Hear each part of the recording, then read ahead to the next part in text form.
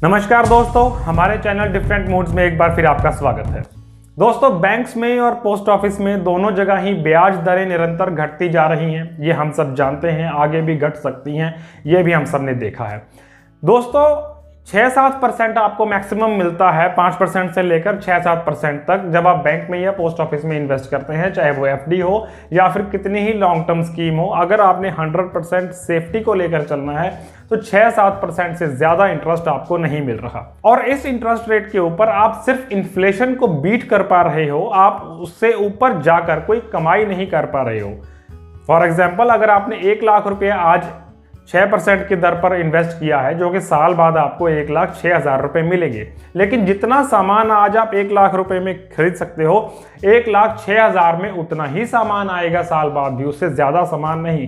कहने का भाव ये है कि वो 6,000 रुपए आपके बढ़े तो सही, लेकिन एक्चुअल में आपकी परचेजिंग पावर नहीं बढ़ी। जितना सामान आज आप खरीद पा रहे हो उतना ही साल बाद खरीद पा रहे हो। वो ब्याज जो आपने 6,000 रुपए लिया, उसको रियल में आपको कोई फायदा नहीं हुआ, सिर्फ आपने अपनी परचेजिंग पावर को सस्टेन रखा, बरकरार रखा।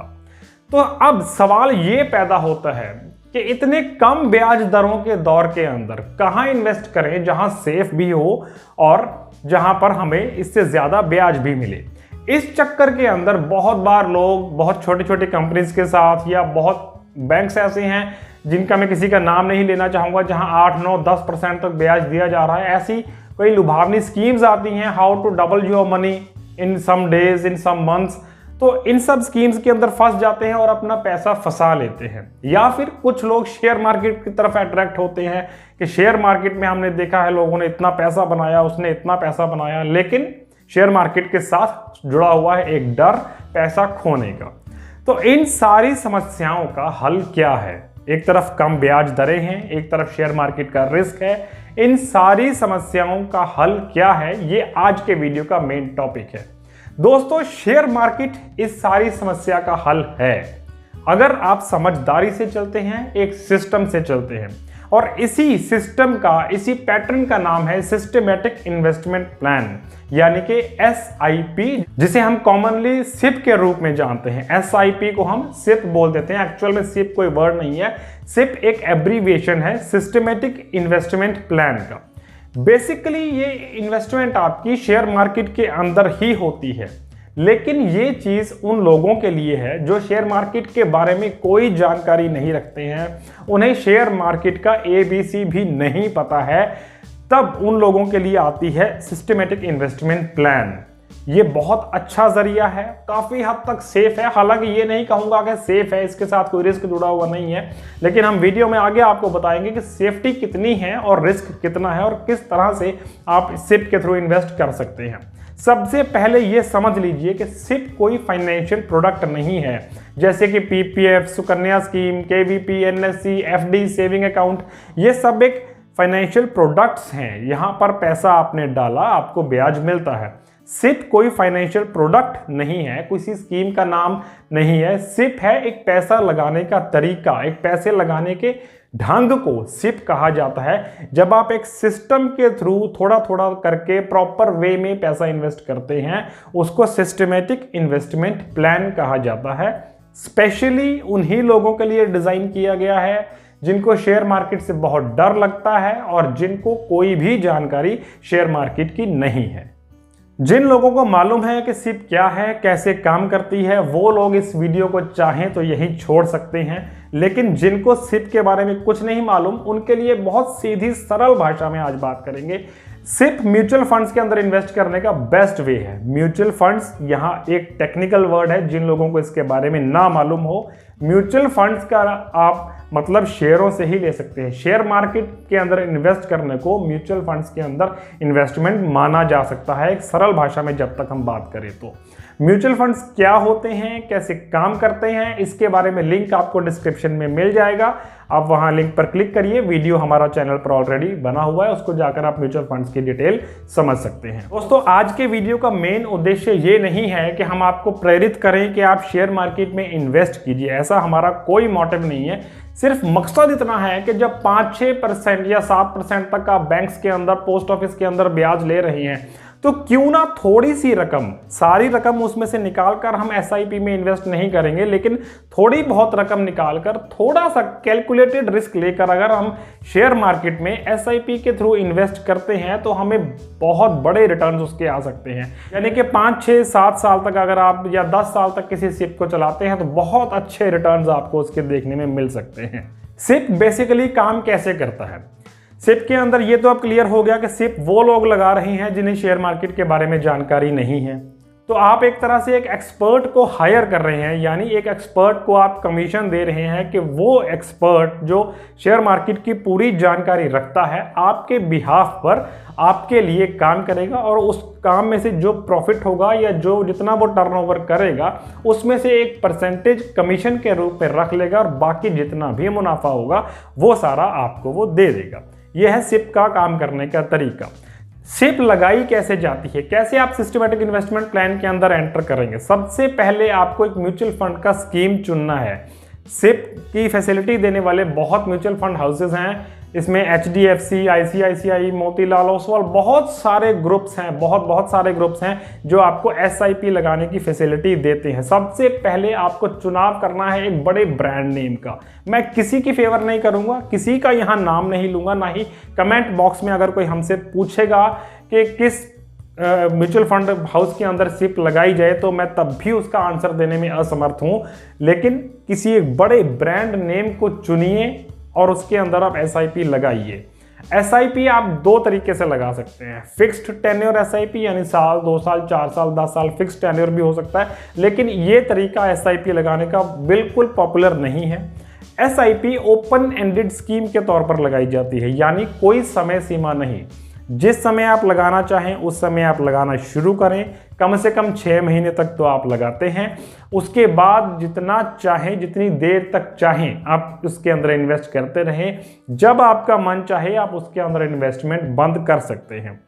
कोई ज़रूरी नहीं है मिनिमम अमाउंट क्या होगी इन्वेस्ट करने की, कोई ज़रूरी नहीं है कि मैक्सिमम अमाउंट क्या होगी। कम से कम जितना चाहे 500 रुपये चाहे 500 रुपये जमा करवाइए, 10 लाख रुपये चाहे 10 लाख रुपये हर महीने जमा करवाइए। सिप का जो मोस्ट कॉमन मोड है वो ECS के थ्रू है। ECS यानी कि सिप का अकाउंट आपके बैंक अकाउंट के साथ लिंक हो जाता है, और आपके बैंक अकाउंट में से हर महीने या हर रोज़ या हर हफ्ते जिस तरह से भी आपने सिप लगाई है उस तरह से आपके बैंक अकाउंट में से पैसे निकलकर ऑटोमेटिकली आपके SIP अकाउंट के अंदर चले जाते हैं। ECS अगर आप नहीं लगाना चाहते हैं तो आप उसके लिए हर महीने चेक भी दे सकते हैं। जैसे जैसे आप हर महीने इन्वेस्टमेंट करते रहते हैं, चाहे वो ECS के थ्रू हो या चेक के थ्रू हो, तो आपका फंड मैनेजर यानी वो कंपनी, वो म्यूचुअल फंड हाउस जिसको आपने कमीशन देनी है, जो आपके बिहाफ पर सारा आपके लिए शेयर्स की खरीदो फरोख्त करेगा, वो फंड मैनेजर आपके बिहाफ पर काम करता है, शेयर मार्केट के अंदर डीलिंग करता है। वो आप जैसे कई लोगों से 10, 20, 30 हज़ारों लोग हो सकते हैं, उन सभी लोगों से SIP के थ्रू पैसा इकट्ठा कर रहा है। उस पैसे के साथ वो शेयर्स खरीदता है, शेयर्स बेचता है, और जो टोटल उसका वैल्यू बनता है, जितनी भी कमाई उसमें से कर रहा है, उस कमाई में से अपनी कमीशन वो काट कर बाकी प्रॉफिट आपको आपकी इन्वेस्टमेंट रकम के रेशो के मुताबिक डिवाइड कर देता है। जब आप सिप के अंदर इन्वेस्ट करते हैं तो आपकी नेट एसेट वैल्यू क्रिएट होती है, जिसे हम आम भाषा के अंदर NAV के रूप में जानते हैं। NAV NAV यानी कि नेट एसेट वैल्यू। ये आपका एक यूनिट होता है। जैसे मान लीजिए आपने 1000 रुपये इन्वेस्ट किया, 1000 रुपये से उसने कुछ शेयर्स खरीदे, वो आपका एक यूनिट बैलेंस होता है, जिसे आप अपनी फंड हाउस की ऐप के अंदर जाके लॉगिन करने के बाद देख सकते हैं कि आपके इस समय कितने यूनिट्स उसके अंदर मौजूद हैं। तो सबसे पहली बात तो ये कि जिन लोगों के पास ना तो समय है और ना जानकारी है शेयर मार्केट की, उनके लिए सबसे बढ़िया तरीका है SIP यानी सिप। शेयर मार्केट में इन्वेस्ट करने का बेस्ट तरीका है। बिल्कुल भी हमारी राय ये नहीं है कि आप अपना FDs में से, लॉन्ग टर्म सेविंग स्कीम्स में से सारा पैसा निकाल दीजिए, क्योंकि वहाँ सिर्फ 6-7% आ रहा है और सारा पैसा आप इधर डाल दीजिए। ऐसा कुछ नहीं करना है। सिर्फ थोड़ी बहुत रकम, चाहे वो 20% हो आपके टोटल इन्वेस्टमेंट का, चाहे वो 30% हो, 35% हो, कुछ ना कुछ रकम निकाल करके आप इधर SIP के अंदर भी इन्वेस्ट कीजिए। SIP का सबसे बड़ा फायदा ये है कि बैंक के अंदर जब 5-6% का रिटर्न ही मिल रहा है, तो एक लंबे समय तक चलाई गई एसआईपी के अंदर कॉमनली अगर 10-12% का रिटर्न भी हमें आ जाता है तो बहुत बढ़िया रिजल्ट्स हैं बजाय के बैंक या पोस्ट ऑफिस के ब्याज के। और इसकी अपर लिमिट तो कोई है ही नहीं। अपर लिमिट के अंदर आपको 20% सालाना, 30%, 35%, 40% शेयर मार्केट के अप एंड डाउन्स पर डिपेंड करता है। बहुत ज़्यादा इंटरेस्ट भी आपको इसके अंदर अर्निंग मिल सकती है। चलिए दोस्तों, आप उस पार्ट को कवर करते हैं कि जो मेन डर है लोगों का कि शेयर मार्केट के अंदर पैसा लगाने से लोग आम तौर पर डरते हैं, चाहे वो एसआईपी के थ्रू हो। लेकिन हमारा मानना यह है कि ये डर है तब तक जब तक आपने चीज़ों को बहुत अच्छे से कैलकुलेट नहीं किया, जब तक आपने उसके बारे में पूरा सोचा नहीं, पूरा समझा नहीं। अगर आप एक बार थोड़े से पेशेंस के साथ इस वीडियो को पूरा आप आगे देख लेंगे तो हो सकता है काफ़ी हद तक आपका डर निकल जाएगा, क्योंकि काफ़ी हद तक आपको जानकारी मिल जाएगी कि सिप के अंदर कौन कौन से फायदे हैं, कितना रिस्क है और कौन कौन से नुकसान हैं। सबसे बड़ा फायदा जो हमने गिनवाया आपको कि सिप के अंदर पैसा लगाने के लिए आपको कोई समय नहीं चाहिए, कोई आपको पर्सनल नॉलेज नहीं चाहिए। शेयर्स के अंदर अगर आप डायरेक्टली पैसा लगाना चाहते हैं तो आपको पूरा समय, सुबह 9 बजे मार्केट खुलता है, शाम को 3:30 बजे मार्केट बंद होता है। इस दौरान आपको 10 बार शेयर मार्केट को वॉच करना होता है, कब मार्केट अप गई, कब मार्केट डाउन गई, किस शेयर्स को हमने बेचना है, किन शेयर्स को हमने रखना है, कब बाय करना है। सारी चीज़ों का आपको ध्यान रखना पड़ता है और इस सारे ध्यान करने के लिए भी आपको उसका नॉलेज होना ज़रूरी है। एक आम आदमी के पास ना तो इतना समय है, ना इतनी जानकारी है, इसलिए ये सारे काम आपके लिए आपका फंड मैनेजर करेगा। सिर्फ उसके लिए थोड़ी सी आपसे कमीशन की डिमांड करता है और वो कमीशन देना कभी आपको महंगा नहीं पड़ेगा। बड़ा फायदा ये कि कोई जानकारी नहीं चाहिए, कोई टाइम नहीं चाहिए, कोई अमाउंट का लिमिट नहीं है, ये भी एक बड़ा फायदा है। छोटी से छोटी अमाउंट आप इन्वेस्ट कर सकते हैं, बड़ी से बड़ी अमाउंट आप इन्वेस्ट कर सकते हैं। जब चाहें आप सिप को बंद कर सकते हैं। अगर आपके पास फिलहाल पैसे नहीं है तो आप सिप को बंद भी कर सकते हैं और उसके बाद जब चाहें दोबारा स्टार्ट कर सकते हैं। उसी सिप को दोबारा भी स्टार्ट किया जा सकता है, यानी आगे कंटिन्यू किया जा सकता है। बंद करने का मतलब ये नहीं है कि आपका पैसा आपको उसी समय वापस लेना पड़ेगा। जो पैसा आप इन्वेस्ट कर चुके हैं उससे फर्दर डीलिंग्स होती रहेंगी, लेकिन 4-6 महीने, साल, 2 साल आप बंद रखने के बाद दोबारा उसके अंदर और इन्वेस्टमेंट करना चाहते हैं तो कर सकते हैं। जब शेयर मार्केट बहुत ज़्यादा ऊपर जा रहा हो, बहुत ज़्यादा ऊपर जा रहा हो सेंसेक्स, तब आप अगर चाहते हैं कि मुझे इस समय इन्वेस्ट नहीं करना है क्योंकि मुझे महंगा सामान मिल रहा है, नहीं खरीदना है, उस समय आप सिप को बंद कर दीजिए।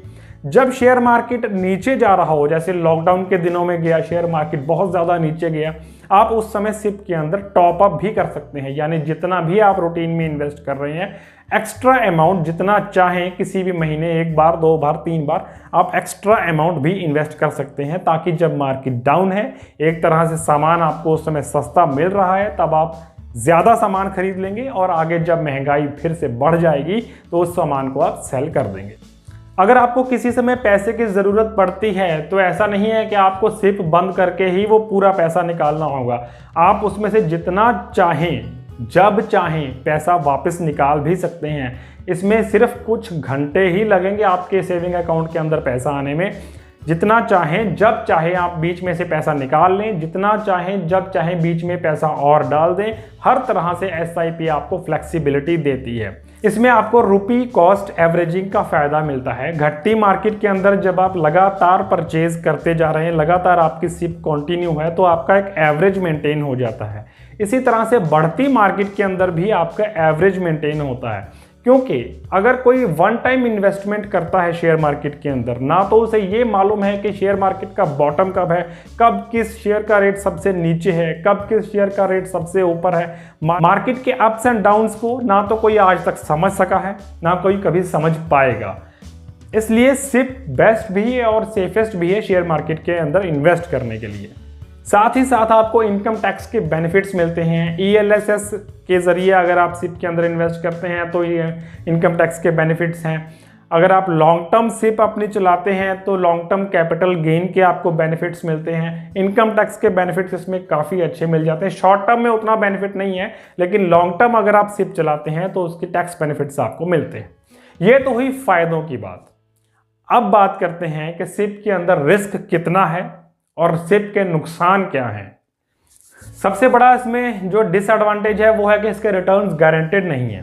बैंक्स के अंदर या पोस्ट ऑफिस के अंदर चाहे आपको 5% मिलता है, चाहे 6 मिल रहा है, 7 मिल रहा है, जितना भी मिलता है वो आपका गारंटीड है, 100% सेफ है। कोई उस इंटरेस्ट रेट को चेंज नहीं कर सकता, वो 100% आपको मिलेगा ही मिलेगा। लेकिन सिप के अंदर दोनों तरफ के चांस होते हैं। हो सकता है आपके एनुअल रिटर्न्स 20%, 25% तक चले जाएं, हो सकता है 0% भी रह जाए, हो सकता है आपके प्रिंसिपल अमाउंट में से भी कुछ घट जाए। लेकिन यहाँ जब मैं इस डिसएडवांटेज को बता रहा हूँ तो इसमें साथ में ये बात नोट करना बहुत ज़रूरी है कि अगर एक समय पर आके आपकी सिप डूब भी रही है, प्रिंसिपल अमाउंट में से आपका कोई लॉस भी हो रहा है, लेकिन उस समय भी जो लोग पेशेंस रखते हैं, जो लोग सिप को कंटिन्यू रखते हैं, वो लोग लंबे समय के अंदर कमाई करते हैं। फॉर एग्जांपल लॉकडाउन से पहले सेंसेक्स बहुत हाई था। जिन लोगों ने सिप्स लगाई हुई थी, कई लोगों के सिप 15, 20, 25% तक एनुअल रिटर्न्स शो कर रही थी। लेकिन लॉकडाउन लगा, शेयर मार्केट बहुत बुरी तरह से नीचे आई और वही सिप जो एक समय पर प्रॉफिट शो कर रही थी, इस समय प्रिंसिपल अमाउंट में से यानी इन्वेस्टमेंट अमाउंट में से भी लॉस शो करने लगी। बहुत लोगों ने पैनिक होकर अपना पैसा उसमें से निकाल लिया। लेकिन जो लोग पूरी पॉलिसी के साथ चले, उन्होंने उस समय सिप के अंदर पैसा और डाला, टॉपअप किया, क्योंकि उस समय मार्केट में रेट्स डाउन थे। उन्होंने वहां पर बाइंग की और बाइंग करने का नतीजा ये हुआ कि दोबारा जब मार्केट राइज हुई उस समय उन्होंने सेल किया या उस समय उन्होंने सिप के अपने रिजल्ट्स देखे तो बहुत ज़्यादा, पहले से भी ज़्यादा बेटर रिजल्ट्स आ रहे थे। तो कहने का भाव ये है कि जहां इसके अंदर रिस्क है वहां इसके अंदर चांसेस भी ज़्यादा हैं। और जब आप 30-35% अगर अपना टोटल इन्वेस्टमेंट अमाउंट का इधर इन्वेस्ट करते हैं तो इतना रिस्क तो लिया जा सकता है, लेकिन रिस्क के साथ साथ प्रॉफिटेबिलिटी कितनी ज़्यादा है इस बात को भी याद रखना चाहिए। मेन जो इसके अंदर लोगों को परेशानी है कि जब हमें पैसे की ज़रूरत हो और उस समय मार्केट डाउन हो, ये बहुत बड़ा डिसएडवांटेज है। मान लीजिए आपका पोर्टफोलियो आज 10 लाख रुपए का बन गया है, सिप आप काफ़ी समय से लगाते आ रहे हैं, काफ़ी हाई आपको प्रॉफिट वो शो कर रहा था, लेकिन सडनली कुछ नेशनल इंटरनेशनल हलचल होती है और मार्केट बहुत ज़्यादा डाउन आ जाती है। आपकी सिप के अंदर जो नेट वर्थ है, जो आपकी वैल्यू है, वो 8 लाख रुपए रह जाती है। लेकिन बाई चांस उसी समय आपको पैसे की ज़रूरत है, तो आपको ना चाहते हुए भी वो 2 लाख रुपए का लॉस देना पड़ेगा और 8 लाख रुपए लेकर ही संतोष करना पड़ेगा, जबकि बिल्कुल 5-6 दिन पहले आपको उसी रकम का 10 लाख रुपया मिल रहा था। तो ये एक डिसएडवांटेज है, लेकिन ऐसे चांसेस लाइफ में बहुत कम होते हैं। इसीलिए हम ये कहते हैं कि सारी रकम आपने SIP के अंदर इन्वेस्ट नहीं करनी है। जितना भी आपने, मान लीजिए 100 रुपये की आपकी टोटल इन्वेस्टमेंट है, तो आप 35% यानी 35 रुपये अपने SIP में लगाइए। बाकी 65 रुपये में से कुछ रकम लॉन्ग टर्म सेविंग स्कीम के अंदर, कुछ रकम शॉर्ट टर्म सेविंग स्कीम के अंदर लगाइए, ताकि इमरजेंसी यूज़ के लिए भी आपके पास पैसा रहे, SIP भी आपकी कंटिन्यू रहे। और जहाँ तक सवाल है कि इमीडिएटली अगर आपको पैसे की ज़रूरत पड़ती है और मार्केट उस समय डाउन है, तो ऐसा तो तब भी हो सकता है कि जब आपको इमीडिएटली पैसे की ज़रूरत पड़े, आप अपने बॉस के पास, अपनी कंपनी या एम्प्लॉयर जहां भी आप काम करते हैं उसके पास पैसे लेने जाएं और आपको आपकी ज़रूरत के समय वो पैसे ना दे। अगर आप कोई बिजनेसमैन हैं, आपके अपने कस्टमर्स के पास काफ़ी पैसे लेने वाले हैं, आप उन कस्टमर से उस समय पैसे की डिमांड करें जब आपको ज़रूरत है, हो सकता है उस समय कस्टमर आपको पैसा ना दे। तो ये सिनेरियो तो लाइफ में काफ़ी जगह बन सकते हैं और इसीलिए हमेशा पैसे को बांट कर लगाना चाहिए। लॉन्ग टर्म सेविंग स्कीम के लिए अलग ratio, short term saving scheme के लिए अलग रेशो, कैश इन हैंड का अलग रेशो, SIP का अलग रेशो। जो इंसान पैसे को बांट कर लगाता है वो इंसान इन्वेस्टमेंट के मामले में हमेशा कामयाब है, वो कभी मार नहीं खा सकता। दोस्तों, उम्मीद है कि सिप को लेकर काफ़ी चीज़ें अब तक आप लोगों को क्लियर हो गई होंगी। फिर भी अगर आपके कोई सवाल हैं तो नीचे कमेंट बॉक्स में जाकर पूछ सकते हैं। म्यूचुअल फंड्स पे वीडियो हमारा ऑलरेडी चैनल पर पड़ा हुआ है, लिंक आपको डिस्क्रिप्शन में मिल जाएगा। वीडियो को लाइक ज़रूर करें, चैनल को सब्सक्राइब करें, देखते रहें डिफरेंट मूड्स। Thank you.